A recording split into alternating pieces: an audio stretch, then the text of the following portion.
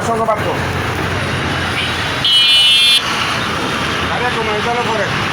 এই যে স্যার নিয়ে অন্য বড় করে আমার গাড়িটা দেখছেন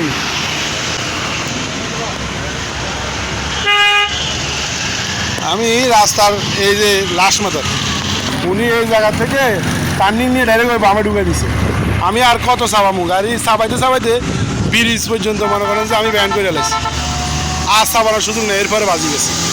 ওর লগে বাজি যাওয়াতে স্টার্টিংয়ের কলম ছিটে গেছে কেবিন সামান্য ছিঁড়ে গেছে ব্রিজের লগে লাগাইয়া এই যে আমার আর বামে জায়গা নাই স্যার এই এত স্পিডে আসছে উনি আইসে বামে ঢুকছে এটা কি বলবো এদেরকে আল্লাহ হেদায়েত দান করবে এছাড়া কিছু বলার নাই বিপদের সময় মুখ খারাপ করে লাভ নেই এখানে আইসে মাঝখানে তো ডাইরেক্ট বামে লয়ে এলেছে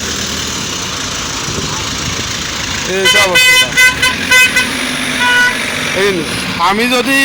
ফের ফোন মারিয়ে দিতাম পিছনে মারিয়ে দিতাম তাহলে একটা কথা ছিল ফের মাঝখানে মারছি আমি ফের ডাইরেক্ট মানে বামে মাঝখানে যাইয়া টার্নিং লইছে বড় করে বা ডাইরেক্ট মিলিটারির ভিতরে ঢুকে যাইতেছে মেন রোডে থেকে মেন রোডের সিস্টেমে যায় রাস্তায় দাঁড়াইবে উনি দাঁড়াইয়া ক্লিয়ার হইব এরপরে ঢুকবো উনি ডাইরেক্ট আইসে মতন মনে করেন যে ডাইরেক্ট থেকে লইয়া বামে ঢুকে দিছে দেখছেন আমাদের আরএফএলের ড্রাইভার কয়েকজন আছে ওনারা দেখছে আমি ওনাদের কথা শুনছি ওনারাও বলছে আপনারা আগে গাড়ি আনান গাড়ি আনায় একটা ব্যবস্থা নেন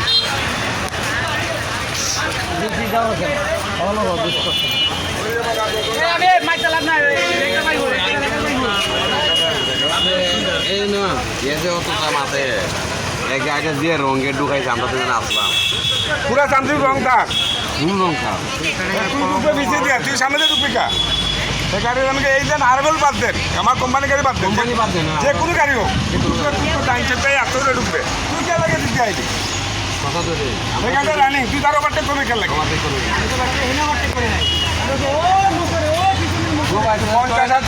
ভাই আমি মারলাম যদি বুঝে বলতে তুমি যদি আগে পাক তোমার বন্ধু আপনার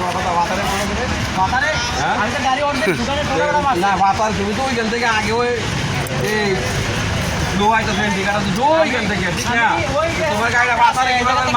গাড়ি বামে ঢুকাইলে তো অনেক মারবো